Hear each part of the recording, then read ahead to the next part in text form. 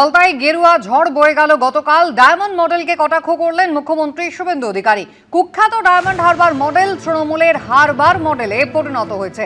BJP প্রার্থীকে বিধানসভায় পাঠানোর জন্য ফলতার গণদেবতাকে নতমস্তকে প্রণাম জানিয়েছেন শুভেন্দু অধিকারী। ফলতার ভোটারদের কাছে বিশেষভাবে কৃতজ্ঞ। বিজেপি প্রার্থীকে 1 লক্ষ ভোটে জেতানোর আবেদন করেছিলাম, জয়ের ব্যবধান 1,08,000 পেরিয়েছে। উন্নয়নের মাধ্যমে আপনাদের এই ঋণ শোধ করব। সোনার ফলতা করার জন্য আমরা দায়বদ্ধ, গতকাল পোস্ট করেছেন শুভেন্দু অধিকারী।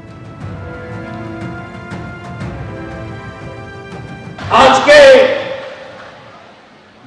ফলতার রিপোর্ট ছিল, জানেন তো কত ভোটে জিতেছে বিজেপি জানেন? 1,08,000 ভোট।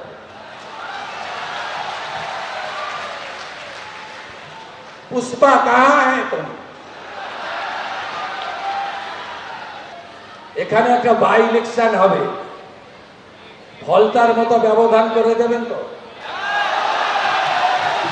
করে দেবেন?